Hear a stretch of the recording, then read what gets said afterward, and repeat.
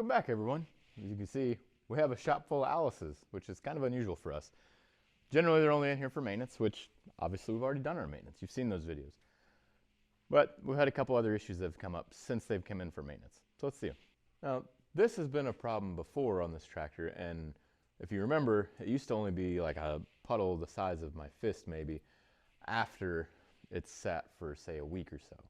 Well, this has only been in here for about 2 days. Needless to say, that's quite a bit more than what it used to be. What I'm thinking, we're going to take this off and take a quick peek. But it looks like somebody's actually tried to fix this before, and they've wrapped some rubber around here, but that rubber has gotten dry and hard. And I'm betting that it's kind of eaten its way into this hydraulic feed line. So this line here is obviously the feed line, like I just said.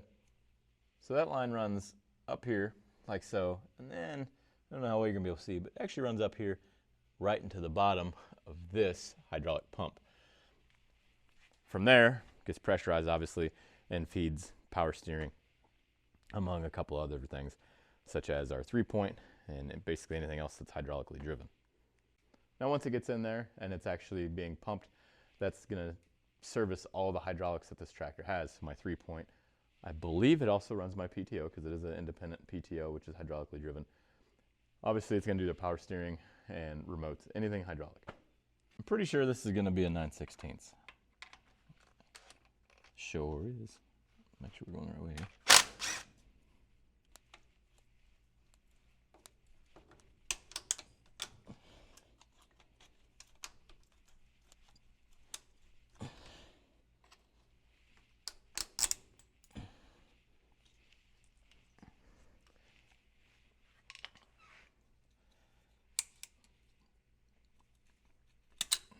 Got it.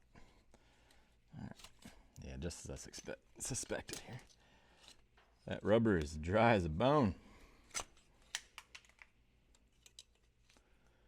And it looks like somebody has actually brazed this before too. I've got a slightly new plan, and mainly because I'm not going to be able to fix this the way I need to.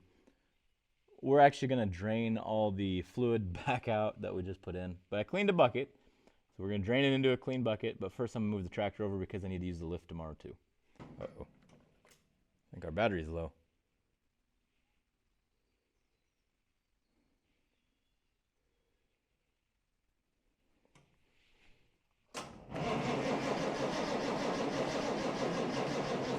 Sure is. Dang. Guess I didn't run it long enough the other day. All right, we got a good clean bucket. We will drain our good clean oil that we just put in there in. It's weird to me because it didn't leak as bad before we changed the oil. So maybe that good quality oil is apparently the problem. Just like that. Draining it out. Here, now you can tell them. What'd you say it was? A lot of pee. It's very expensive pee. Like clean drug pee? Should they try to get that checked? Right color. Try to drink some water. It is too. We'll let that drain out tonight, and tomorrow Jason will be here. We'll braze that. And I'm probably going to hold off on the other part on the 80/30 as well.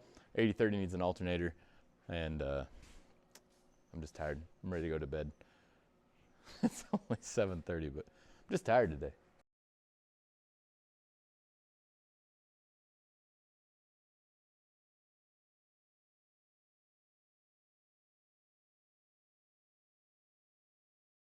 So I'm not sure how well you're going to see this, but right under here, under this oil filter, this bracket right here goes to this line, which I've already moved out of the way. I'm not going to move it back right now, but you've got that line, and then you've got this nut on here. Thankfully, it has a carriage bolt head, so you don't have to put anything on the back side of it. But it is a relatively long bolt, and it's just taking a little bit of time to get it out of there. Now I am keeping my hand or my finger on the back of that carriage bolt to make sure it stays in the back side of it so it doesn't spin on me. But it's not exactly the easiest process to get this out. It's not difficult as far as like skill level, it's just tedious. Spin that off of there, so now you just got the stud. I'm gonna leave this part here.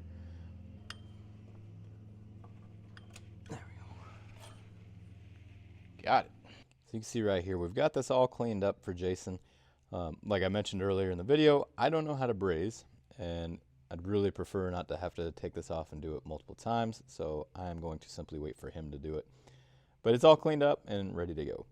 So while we wait for Jason, I still have one more project, and this one should be simpler. Yes, I should. The alternator. What happened to you, Georgie? Look like a mess, dude. That mohawk. Yeah, what happened to you? The 8030, the alternator, has quit on us, like completely quit. So before, it used to be where I had to rev it up in order to make voltage.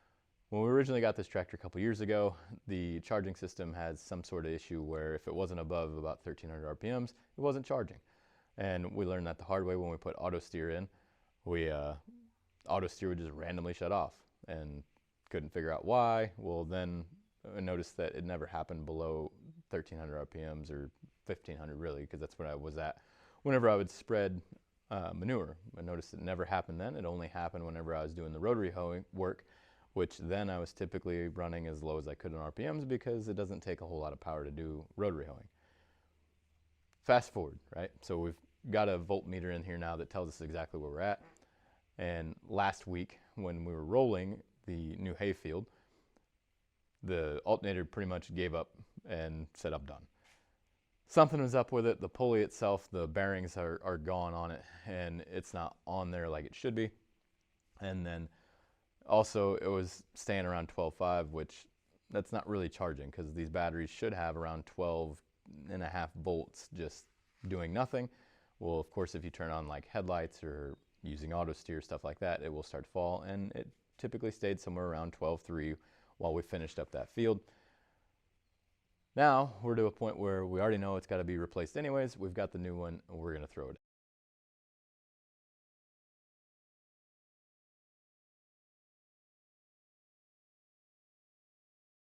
It's pretty obvious that there's an issue here. So not only is there a chunk of the alternator missing, like right there, but if you look here, like I can turn the pulley and the internals don't turn unless I do something to put pressure on it. Clearly that's going to be an issue. So what we're going to do is we're going to take this off because this pulley is the one we need. When I orient these in the exact same position, you can see that my battery, so this is where this wire right here is going to hook up. My plug is right there. My plug is right here. And then this is just a ground terminal. Now you could do the same thing here. This is actually a threaded hole, but it wasn't set up like that, and I'm not going to set up like that. But I will leave the bolt in there. Also, if you're looking for a part number, this is the Napa part number. I'm sure you can still get them through AGCO or whatever your other supplier is, or even AutoZone, whoever you're using. But that'll help you cross-reference them. Let's switch these pulleys around.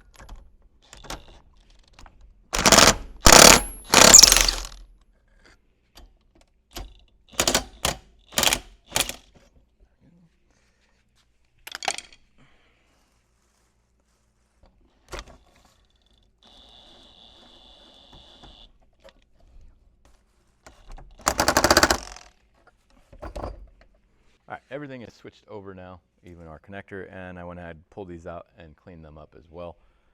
Ready to go back on. I didn't record putting it back in because it's the same process, just in reverse.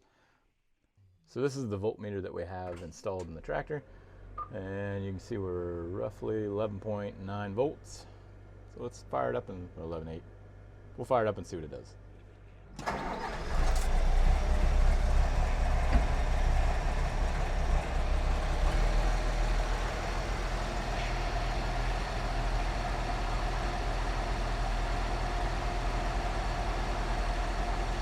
I'd say it's charging.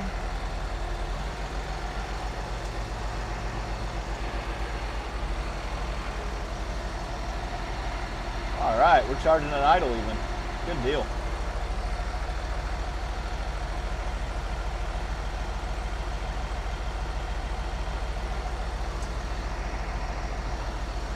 So we're just idling around 800 RPMs, 850-ish, and you can see it's charging just like it should. Give her a little RPM, see what it does.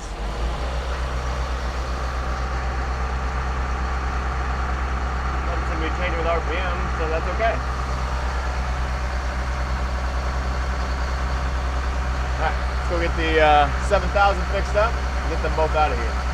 Some days I feel like this loader is not worth it just because the headache that these panels are. So like to get them off, I'm not saying it's impossible, but it is a huge struggle.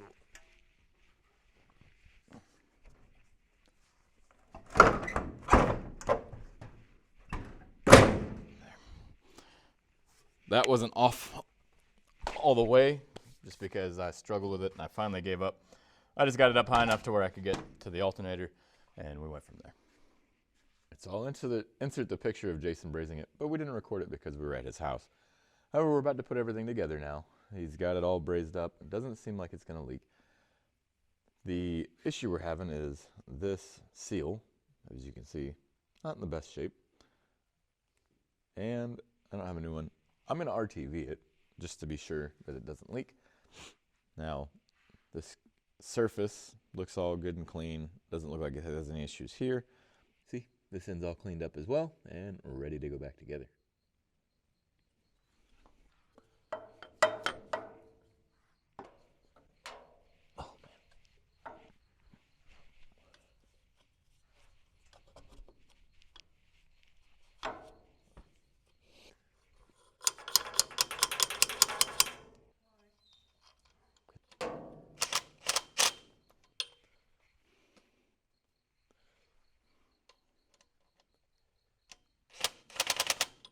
Just like that, it's all back together. We're not going to put the brackets and everything on until after we fill it up to see if we have a leak or not on the brazed area and if we have a leak on that seal.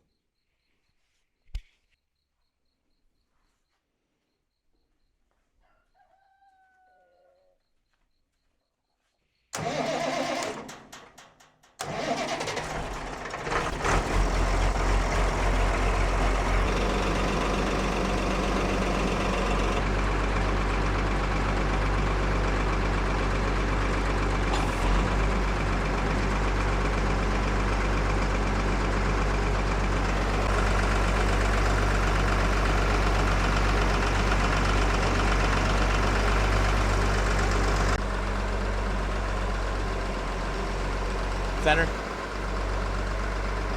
Nope, back to the center. Just center it, you goofball. Center it. Put them straight. Sheesh. Kill it. Yeah. You gotta pull the left. Pull it out. There you go. Boy, it's hard to find good help. Oh, it wasn't even running that long. Since this isn't going to be as conclusive as like replacing an alternator, and we actually need to test it, drive it a little bit, and see after we put our brackets and stuff on. We're going to leave it be. Like I said, let it sit, see if it leaks. If it doesn't, then we'll go for our test drive. We'll go from there.